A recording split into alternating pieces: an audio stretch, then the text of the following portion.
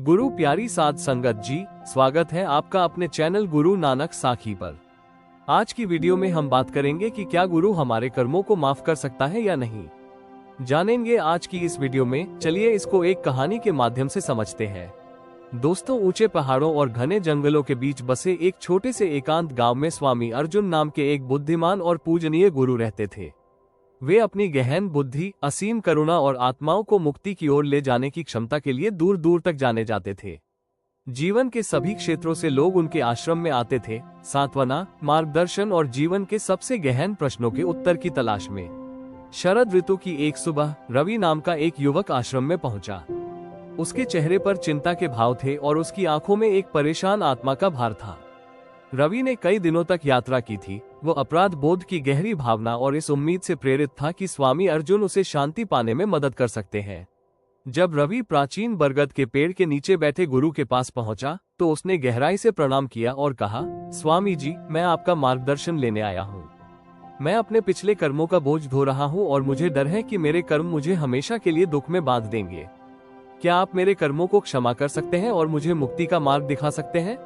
स्वामी अर्जुन ने धीरे से मुस्कुराते हुए रवि को अपने पास बैठने का इशारा किया। प्रिय रवि, उन्होंने शुरू किया, कर्म कारण और प्रभाव का नियम है। यह ऐसा कुछ नहीं है जिसे कोई दूसरा माफ कर सके या मिटा सके। हालांकि इसे समझ, पश्चाताप और धार्मिक कार्यों के जरिए बदला जा सकता है। मुझे बताओ, तुम्हारे दिल पर इतना भारी बोझ क्या है?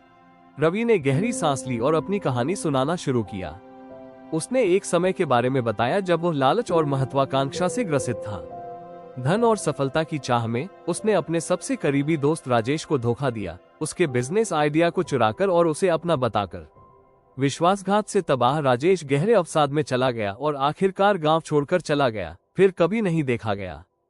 जैसे जैसे रवि की सफलता बढ़ती गई, वैसे वैसे उसका अपराध बोध भी बढ़ता गया। उसने अपने पश्चाताप को भौतिक सुखों में डुबोने की कोशिश की, लेकिन उसके कर्मों का बोझ और भी भारी होता गया। उसे एहसास हुआ कि उसकी खुशी खोखली थी और उसने न केवल अपने दोस्त को बल्कि अपनी ईमानदारी की भावना को भी खो दिया था। स्वामी अर्जुन ने ध्यान से सुना, उनकी आंखें करुणा से भर गईं। जब रवि ने बात खत्म की तो गुरु ने धीरे से कहा, रवि, अपने कर्म को बदलने की दिशा में पहला कदम अपने कार्यों को स्वीकार करना और सच्चा पश्चाताप महसूस करना है। तुम यहाँ आकर और अपनी कहानी साझा करके ये कदम पहले ही उठा चुके हो, लेकिन सच्चे मोचन के लिए सिर्फ पश्चाताप से ज्यादा की जरूरत होती है। इसके लिए कार्रवाई की जरूरत होती है। फिर गुरु ने प्राचीन शास्त्रों से एक कहानी साझा की। एक बार हरिश्चंद्र नाम का एक राजा था जो सत्य और धर्म के प्रति अपनी अटूट प्रतिबद्धता के लिए जाना जाता था। अपार कठिनाइयों का सामना करने और अपनी सारी प्रिय चीजें खोने के बावजूद वो कभी अपने सिद्धांतों से विचलित नहीं हुआ। अंत में उसकी दृढ़ता और ईमानदारी ने उसके कर्म को बदल दिया और उसे मुक्ति मिली। स्वामी अर्जुन ने आगे कहा, इसी तरह तुम्हें भी ऐसे काम करने चाहिए जो सत्य और धर्म के साथ संरेखित हो। राजेश को खोजो और सुधार करो। उसे अपनी ईमानदारी से माफी दो और जो कुछ भी तुम कर सकते हो करो। केवल ऐसे कामों के जरिए ही तुम अपने कर्म को बदलना शुरू कर सकते हो। रवि ने गुरु के शब्दों में छिपी बुद्धि को समझते हुए सिर हिलाया। उसने राजेश को खोजने और उसकी गलतियों को सुधारने का संकल्प लिया, चाहे यात्रा कितनी भी कठिन क्यों ना हो। स्वामी अर्जुन के आशीर्वाद से वो अपनी खोज पर निकल पड़ा। रवि राजेश के बारे में जानकारी मांगते हुए गांव-गांव घूमता रहा और दिन हफ्तों में बदल गए। रास्ते में उसे कई चुनौतियों का सामना करना पड़ा, लेकिन उसका दृढ़ संकल्प कभी डगमगाया नहीं। अंत में एक दूर के शहर में उसने राजेश को एक साधारण किसान के रूप में काम करते हुए पाया। जब राजेश ने रवि को आते देखा तो उसकी आंखों में आश्चर्य और दर्द का मिश्रण भर गया।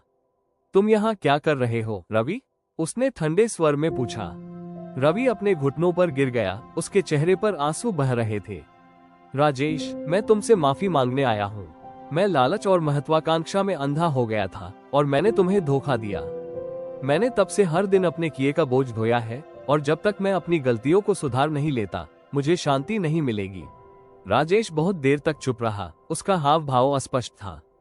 अंत में उसने आह भरी और कहा, रवि, तुम्हारे विश्वासघात ने मुझे बहुत दुख पहुंचाया है, लेकिन तुम्हें यहाँ विनम्र और पश्चातापी देखकर मेरा दिल छू गया। क्षमा करना आसान नहीं है, लेकिन मैं मोचन की शक्ति में विश्वास करता हूँ। यदि तुम सच में ईमानदार हो तो मैं तुम्हें क्षमा करने को तैयार हूँ। रवि का दिल कृतज्ञता से भर गया। धन्यवाद राजेश, मैंने जो कुछ किया है उसके लिए मैं अपना शेष जीवन बिताऊंगा। कृपया मुझे किसी भी तरह से तुम्हारी मदद करने दो। राजेश ने सिर हिलाया और उस दिन से दोनों ने मिलकर जो खोया था उसे फिर से बनाने का काम किया। रवि ने अपनी संपत्ति और संसाधनों का उपयोग राजेश के खेती के प्रयासों का समर्थन करने के लिए किया और साथ मिलकर उन्होंने एक संपन्न समुदाय बनाया जिससे उनके आसपास के सभी लोगों को लाभ हुआ। साल बीत गए और रवि के कार्यों ने उसके कर्म को बदलना शुरू कर दिया। जो अपराध बोध उसे कभी खाए जा रहा था, उसकी जगह उद्देश्य और संतुष्टि की भावना ने ले ली। उसे दूसरों की मदद करने और ईमानदारी से जीवन जीने में खुशी मिली। एक दिन रवि अपनी यात्रा साझा करने के लिए स्वामी अर्जुन के आश्रम में वापस आया। गुरु ने मुस्कुराते हुए सुना और कहा, रवि, तुमने अच्छा किया। अपनी गलतियों को स्वीकार करके, क्षमा मांगकर और सही काम करके तुमने अपने कर्म को बदल दिया है। याद रखो, मुक्ति का मार्ग अतीत को मिटाने के बारे में नहीं है, बल्कि उससे सीखने और खुद को बेहतर बनाने के बारे में है। रवि ने गहराई से सिर झुकाया, उसका दिल कृतज्ञता से भर गया।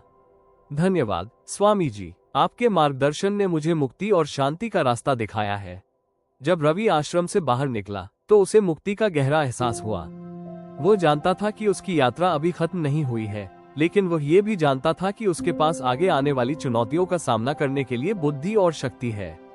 और इसलिए एक हल्के दिल और स्पष्ट दिमाग के साथ रवि अपने मार्ग पर आगे बढ़ता रहा, बुद्धिमान गुरु की शिक्षाओं और कर्म की परिवर्तनकारी शक्ति द्वारा निर्देशित।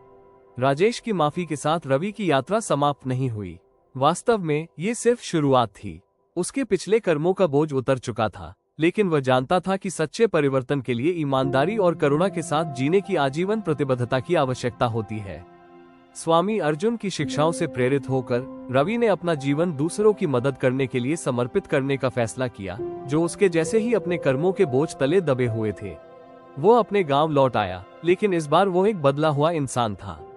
अब लालच या महत्वाकांक्षा से प्रेरित नहीं, रवि ने अपने धन और संसाधनों का उपयोग अपने समुदाय की बेहतरी के लिए करने की कोशिश की। उसने एक धर्मार्थ संस्था की स्थापना की जो जरूरतमंद लोगों को शिक्षा, स्वास्थ्य सेवा और सहायता प्रदान करती थी। उसने नियमित ध्यान और आत्मचिंतन सत्र भी आयोजित किए, लोगों को अपने स्वयं के कर्मों का सामना करने और मुक्ति पाने के लिए प्रोत्साहित किया। एक दिन मीरा नाम की एक युवती मदद मांगने रवि की संस्था में आए। वो स्पष्ट रूप से व्यथित थी और उसने अपनी कहानी रवि के साथ साझा की। मीरा कई बेईमानी के कामों में शामिल थी, जिससे कई लोगों को नुकसान हुआ था। उसने धोखे से धन इकट्ठा किया था, लेकिन रवि की तरह उसे अपनी गलत कमाई में कोई खुशी नहीं मिली। उसका विवेक अपराध बोध से भरा हुआ था और वो सुधार करने का कोई रास्ता तलाश रही थी। रवि ने सहानुभूति के साथ सुना और अपने खुद के मोचन की कहानी सुनाई। मीरा, उसने कहा, अपने कर्मों को बदलने का रास्ता आसान नहीं है, लेकिन यह संभव है। पहला कदम अपने कार्यों को स्वीकार करना और वास्तविक पश्चाताप महसूस करना है। अगला कदम सत्य और करुणा के साथ जुड़े हुए नेक काम करना है। तभी आप अपने द्वारा दिए गए घावों को भरना शुरू कर सकते हैं। मीरा ने सिर हिलाया, उसके चेहरे पर आंसू बह रहे थे। मैं बदलना चाहती हूँ रवि, मैं सुधार करना चाहती हूँ, लेकिन मुझे नहीं पता कि कहाँ से शुरू करूँ। रवि ने धीरे से मुस्कुराया। जिन लोगों के साथ आपने गलत किया है, उनसे माफी मांगकर शुरुआत करें। उनसे ईमानदारी से माफी मांगें और जो भी आप कर सकते हैं वो करें। यह आसान नहीं हो सकता है, लेकिन ये जरूरी है। और याद रखें, इस सफर में आप अकेले नहीं हैं। मैं हर कदम पर आपका साथ दूंगा। रवि के मार्गदर्शन से मीरा ने अपने उद्धार की यात्रा शुरू की। उसने उन लोगों से संपर्क किया जिन्हें उसने नुकसान पहुंचाया था, माफी मांगी और सुधार किया।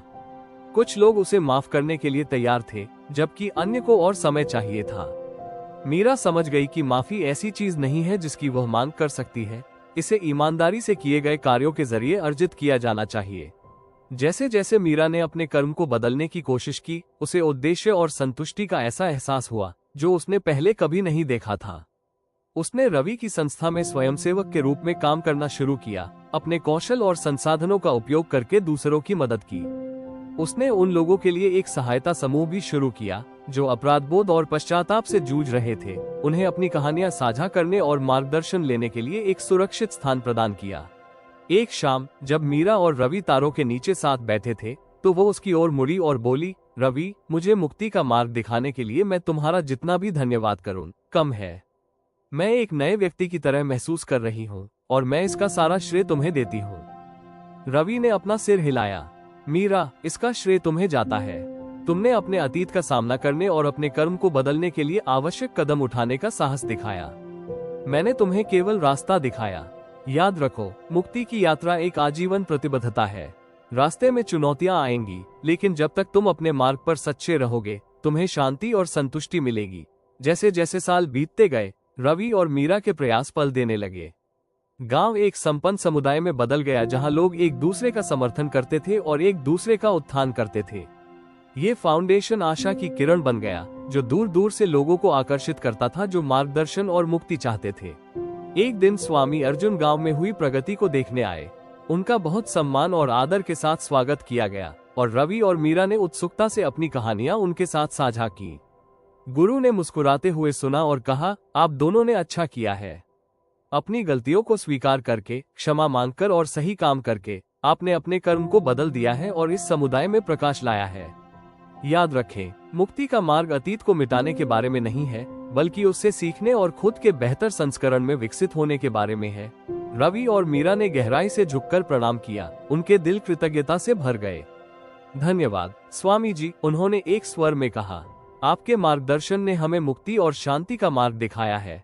जैसे ही स्वामी अर्जुन जाने के लिए तैयार हुए, उन्होंने रवि और मीरा की ओर मुड़कर कहा, मोचन की यात्रा कभी भी पूरी नहीं होती। विकास के लिए हमेशा नई चुनौतियां और अवसर होंगे, लेकिन जब तक आप अपने मार्ग के प्रति प्रतिबद्ध रहेंगे, आप अपने कर्म को बदलते रहेंगे और दुनिया में प्रकाश लाएंगे। उन शब्दों के साथ स्वामी अर्जुन चले गए। रवि और मीरा को उद्देश्य और दृढ़ संकल्प की नई भावना के साथ छोड़ गए। वे जानते थे कि उनकी यात्रा अभी खत्म नहीं हुई है, लेकिन वे ये भी जानते थे कि उनके पास आगे आने वाली चुनौतियों का सामना करने के लिए बुद्धि और शक्ति है। इसके बाद के वर्षों में रवि और मीरा ने अपने समुदाय के उत्थान और दूसरों को मुक्ति के मार्ग पर मार्गदर्शन करने के लिए अथक प्रयास जारी रखा। उन्होंने नियमित कार्यशालाएं और रिट्रीट आयोजित किए, जिसमें सभी क्षेत्रों के लोगों को आमंत्रित किया गया कि वे आएं और कर्म की परिवर्तनकारी शक्ति के बारे में जानें। उन्होंने सहायता समूहों का एक नेटवर्क भी स्थापित किया, जिससे लोगों को अपनी कहानियां साझा करने और मार्गदर्शन प्राप्त करने के लिए एक सुरक्षित स्थान मिला। एक दिन अर्जुन नाम का एक युवक रवि की कार्यशालाओं में से एक में आया। वो स्पष्ट रूप से परेशान था और उसने समूह के साथ अपनी कहानी साझा की। अर्जुन कई हिंसक कृत्यों में शामिल था, जिससे कई लोगों को नुकसान पहुंचा था। उसने जेल में कई साल बिताए, लेकिन रिहा होने के बाद भी वो उस अपराध बोध और शर्म से नहीं बच सका जो उसे सताती थी। रवि ने सहानुभूति के साथ सुना और अपने छुटकारे की कहानी साझा की। अर्जुन, उन्होंने कहा, अपने कर्म को बदलने का मार्ग आसान नहीं है, लेकिन यह संभव है। पहला कदम अपने कार्यों को स्वीकार करना और वास्तविक पश्चाताप महसूस करना है। अगला कदम सत्य और करुणा के साथ जुड़े हुए नेक कार्य करना है। तभी आप अपने द्वारा दिए गए घावों को भरना शुरू कर सकते हैं। अर्जुन ने सिर हिलाया, उसके चेहरे पर आंसू बह रहे थे। मैं बदलना चाहता हूँ रवि, मैं सुधार करना चाहता हूँ, लेकिन मुझे नहीं पता कि कहां से शुरू करूं। रवि ने धीरे से मुस्कुराते हुए कहा, जिन लोगों के साथ आपने गलत किया है, उनसे माफी मांगकर शुरुआत करें। उनसे ईमानदारी से माफी मांगें और जो भी आप कर सकते हैं वो करें।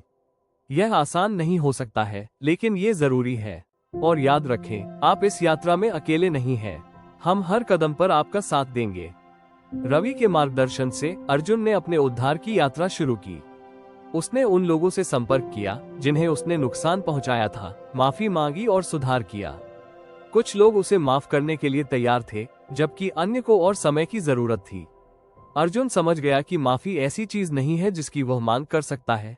इसे ईमानदारी से किए गए कार्यों के जरिए अर्जित किया जाना चाहिए।